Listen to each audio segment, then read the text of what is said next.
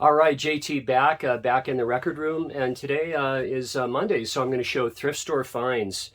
And first of all, guys, cheers. And I'm still running my 400 subs contest, and man, I just about got there, and I sure appreciate everybody that made videos. I kind of picked a funny time during RSD to run a contest, but no matter. I mean, so many VCers, jumped in and helped me out. And, Greg at the Vinyl Rundown just did a video. I mean, I sure appreciate that. Anyhow, I've been watching him since the beginning. And yeah, so today, I'm going to show some thrift store records. I'm going to show a bunch of jazz, and I'm going to show jazz guitars. The thing about me and jazz, growing up as a kid, I was a drummer since the third grade. And my mom being an entertainer, chorus girl entertainer, and heck, in the early 50s, my mother dated Don Elliott before my father, the great multi-instrumentalist. He was with George Shearing all through the, well, let's say 4 years in the early 50s. Don also, played with Miles Davis, and a number of great artists. He had a lot of solo albums as well. And my mom and him were really, really an item. It seems that whenever my mom toured a city, Don was there as well. It wasn't until my mom came to Las Vegas in 1950 for the opening of the Desert Inn that I think, their paths went different ways, and he was really getting involved with George Shearing at that time. But as a kid, I was a drummer, and just a little story. My mother's dear friend Al Vigod, the great drummer, Al Al would sit in for Buddy Rich. When Buddy Rich couldn't make a gig on the West Coast, Al, out of Reno, Nevada, would sit in for Buddy. Now that's a drummer. And my mother told Al, she says, Al, my son, John, wants to play drums. So Al came over. I had a beautiful 1966 silver Ludwig snare, and he came over and he asked me what I wanted to do with it. And I was kind of halfway there, and he looked at me, he says, you either do it all the way, practice every day, or I'm not showing you nothing. And he really laid down the law, and it was pretty harsh. I mean, I was 8, barely 9 years old. But that's how it goes. If you wanna work it, you gotta work it, man. If you wanna play guitar, you gotta, go to bed playing that thing, sleep with it, wake up before coffee, playing that guitar, so on and so forth, like a lot of the greats. So yeah, I was around a lot of jazz as a kid, and these records that I'm going to show are records that I picked up here in town, let's say in the last few years. And first, I want to show you something. These are really, really recent finds. And I was thinking a lot about Ella Fitzgerald, and really thinking about her a lot. And I went into my favorite thrift store last week, and bam, there it is. I mean, how did that thrift store know that I wanted Ella Fitzgerald? I don't know. There are two of them, and this is just so very good. This is on Verve. This is the best of Ella. This is a wonderful album. Let me show you the tracks. This is from the early 70s. She does CC Rider, The Thrill Is Gone. She does a lot of blues numbers, Broadway, I Won't Dance. Man, and Nelson Riddle, the great conductor, orchestration gentleman, is conducting here on this Ella album. And next, there was another one as well, Ella Loves Cole.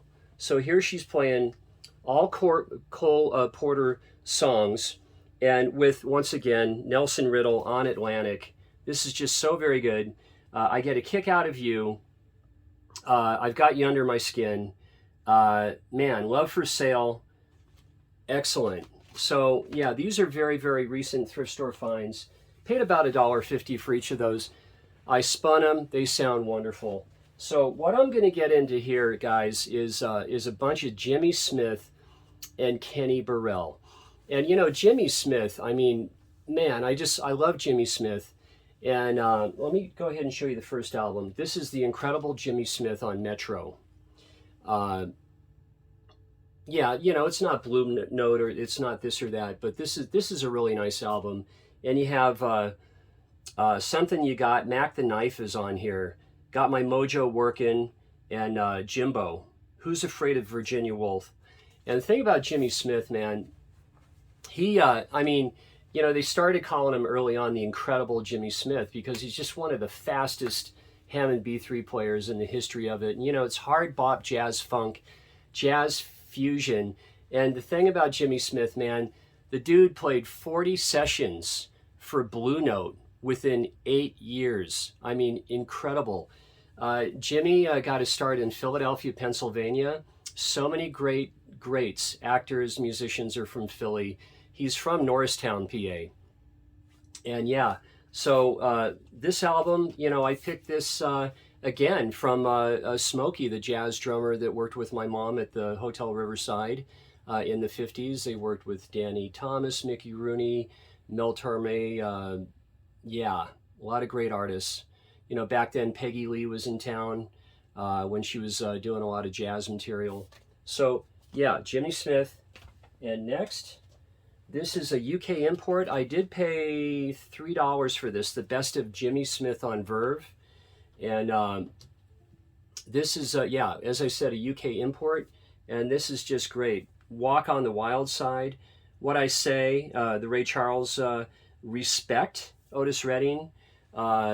Got My Mojo Working, and Sea Jam Blues. I love it, man. And next up would be, again on Metro, because he did a lot on Metro. And let me show you Metro. I'm sure some of you might be familiar. There's the Metro label. And this is another best of, well, yeah, kind of. The Amazing Jimmy Smith Trio. I Got a Woman, Bill Bailey, The Champ, If I Were a Bell. Really great. And this is live at the Village Gate. Yeah, Jimmy Smith, there we go. Mm-hmm. And another greatest hits, and this is on Blue Note. And here you have The Sermon, one of his great tunes. And this is, let me show you this Blue Note. There we go.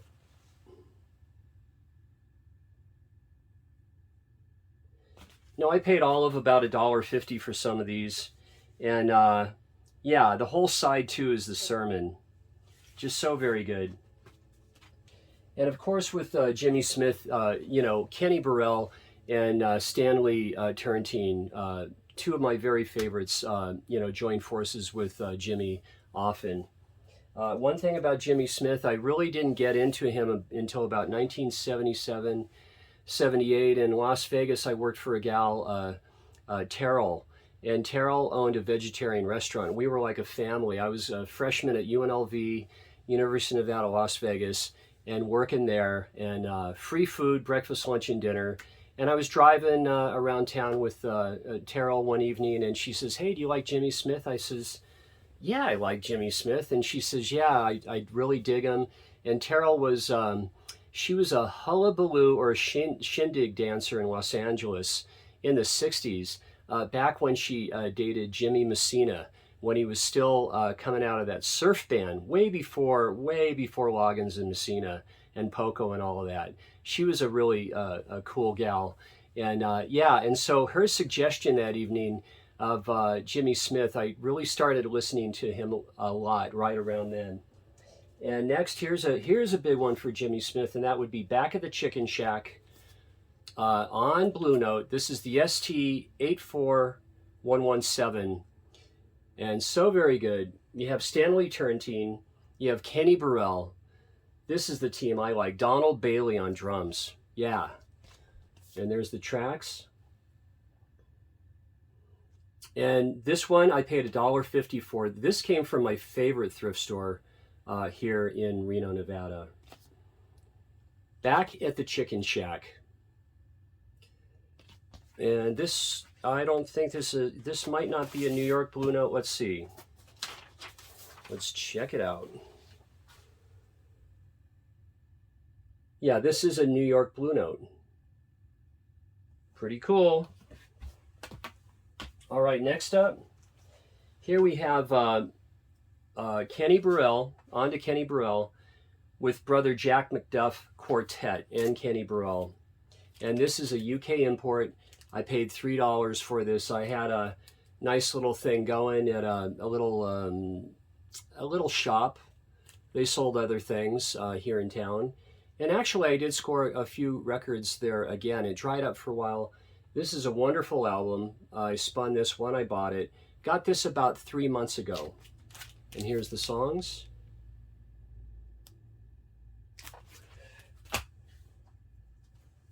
And here's a good Kenny Burrell. This is Blues, the Common Ground. And Kenny Burrell is my favorite jazz guitarist. I mean, Grant Green is second place for me. Yeah, Kenny Burrell, wonderful. Yeah, and here you have The Preacher, Angel Eyes, Common Ground, Where Were You There, Burning Spear, Wonder Why, Soulful Brothers, CC Riders, Sausalito Nights, which is Sausalito Nights. You know, Kenny covered that one a lot. That's a great Kenny Burrell number. And this is on Verve.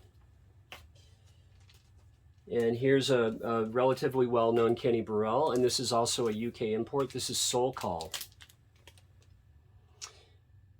And Kenny Burrell says he took a lot from Charlie Christian, Django Reinhardt, of course, and then a couple of blues guitarists. He cites the T-Bone Walker and Muddy Waters that he, you know, were great influences for him. And early on, Kenny Burrell in the 50s did a lot of work with the great Oscar Peterson. I mean, you know, you're gonna hone your chops playing with Oscar for sure. And also in the 50s, he performed alongside of Tony Bennett, Lena Horne, and I want to say something about Lena Horne. My mother knew Lena, and she was a tough woman to work with and for. But the thing about her, she knew she was good, and Lena Horne was a great. And Kenny also worked with Billie Holiday, and the great Kenny Dorham, and we're all going crazy about that Kenny Dorham release on RSD right now. But yeah, that's Kenny Burrell. And here's the songs on this one, on Soul Call. Great album. And next up, this is a Kenny Burrell that I bought here in Reno at Warehouse Records in the late 70s, 1978. And this is Up the Street, Round the Corner, Down the Block. And I love this record. This is from 1974. I bought it in 78, and I listened to this a lot because right around 78, there was a real jazz renaissance. They were playing it a lot on FM radio. I love this record. So this is the only one that I bought new. Yeah, and there's a great back cover of a photo of Kenny. Okay. And next we have Night Song by Kenny Burrell. And this is also a UK import. I scored $3. I scored a bunch of these UK imports at that one shop that I was speaking of. Really glad to have this. And here's the songs on there. This is on Verve. Let me go ahead and let's see the wax on this one. I like to show the, yeah, oh yeah. Love that UK press. Beautiful record. Very clean. This is about a near mint minus on the wax. And next up, guys, we have Joe Pass. And this is Virtuoso 2. His Virtuoso album was so very good. This one's from around 1977. And Joe Pass, one of my, I mean, really, I'd say he's my number 3. Actually tied with Grant Green. It's so hard for me to rank stuff. Anyway, Joe Pass is from New Brunswick, New Jersey. And he, you know, as a sideman, he played with so many. I mean, he did so much great work with the great Ella Fitzgerald, as I showed a couple records earlier on. and mostly with Oscar Peterson. Joe Pass and Oscar Peterson, just phenomenal. And yeah, Joe Pass.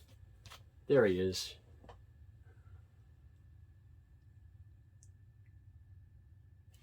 Okay. And next, Mose Allison. And Mose Allison, this is an OG right here, guys. This is from Prestige. It's a 7152 Prestige. Creek Bank, you have Seventh Son. Man, I Didn't Care. Cabin in the Sky. Yardbird Suite. Such a great album. And yeah, Mose Allison is from Mississippi. And lastly, I'm going to go ahead and show my OG copy of Lee Morgan, the Sidewinder. And this is, you know, I paid all of $1.50 for this. I was standing in there in a secondhand store, grabbed the record, and a man behind me says, "If you don't take that, I'm gonna take it." And I had it in my hand. I took it. So very good. You have Joe Henderson, Barry Harris on piano, Bob Cranshaw, Billy Higgins on drums. So amazing. And you know, the opening track, Sidewinder, is just a classic 24 bar, blues, if you want to say. But how amazingly and perfect, Lee Morgan and the boys perform that first cut and the entire album. What a classic, huh? And let me show you the wax on this. And this was recorded at Van Gelder in Inglewood Hills, New Jersey.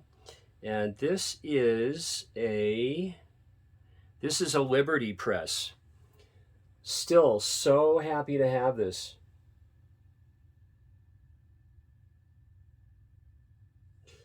Yeah, so, happy to show jazz. And I don't get enough of a chance to do it. I love it. And hey, guys, I'll see you next Monday. I have a lot more thrift store finds to show you. I have about 6 groupings in the wings waiting to show you. So thanks again, and have a good one. All right, bye.